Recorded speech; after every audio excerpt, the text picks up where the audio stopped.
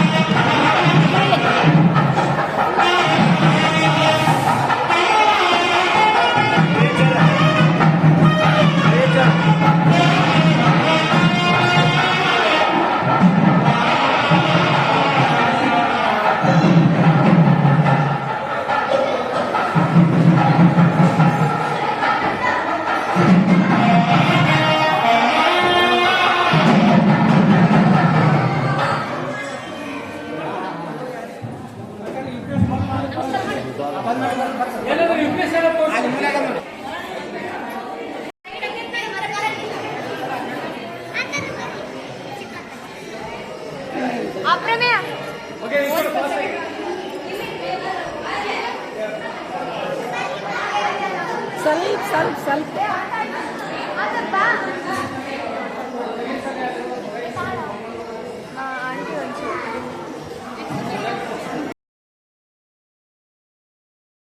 ಅಷ್ಟಾದ ಕೂಡಲೇ ನನ್ನ ಫ್ರೆಂಡ್ ಜಯಲಕ್ಷ್ಮಿ ಅವ್ರ ಮನೆಯೊಳಗೆ ಮಗಳ ಲಗ್ನ ಮಾಡಿದ್ರು. ನೆಕ್ಸ್ಟ್ ಡೇನೇ ಅವರು ರಾಯರ ಅಷ್ಟೋತ್ರ ಇಟ್ಕೊಂಡಿದ್ರು. ಹಾಗಾಗಿ ಅಲ್ಲಿನೂ ಕೂಡ ಹೋಗಿ ಅಟೆಂಡ್ ಆದ್ವಿ. ನೀವು ಕೂಡ ಎಲ್ಲರೂ ಹೆಚ್ಚಾಗಿ ರಾಯರ ಭಕ್ತರೇ ಇದ್ದೀರಿ. ಒಂದಿಷ್ಟು ರಾಯರ ದರ್ಶನ ಮಾಡ್ಕೊರಿ.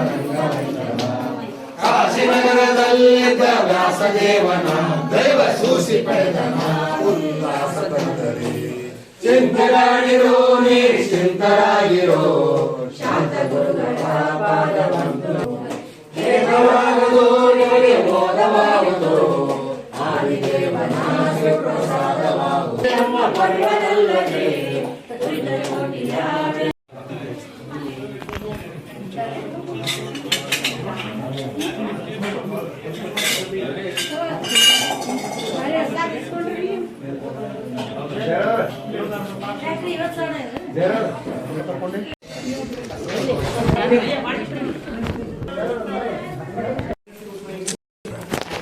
ಚರ್ಲಿ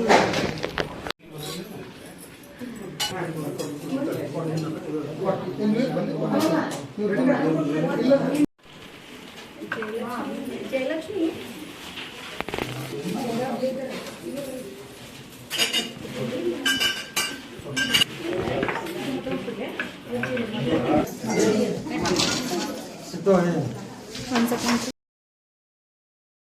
ಇಷ್ಟೆಲ್ಲ ಆದಮೇಲೆ ಇವತ್ತಿನ ತಯಾರಿ ಸಾಬುದಾಣಿ ನೆನೆ ಹಾಕ್ಲಿತ್ತೀನಿ. ಬೆಳಗ್ಗೆ 1 ಗಂಟೆ ನೆನೆ ಹಾಕಿದೆ.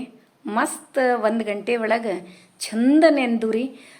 ಮೊದಲೆಲ್ಲ ಒಂದು 3-4 ಗಂಟೆ ನೆನೆ ಹಾಕ್ತಿದ್ವಿ.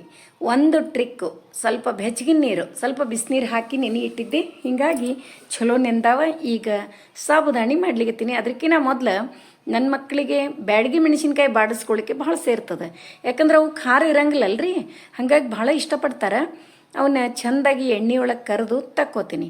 ಆಮೇಲೆ ಜೀರಿಗೆ, ಕರಿಬೇವು, ಇಂಗು ಹಾಕಿ ಮತ್ತು ಇಡೀ ಶೇಂಗಾ ಪುಡಿ ಹಾಕಿ ಒಗ್ಗರಣೆ ಹಾಕಿಬಿಡ್ತೀನಿ ನೋಡ್ರಿ.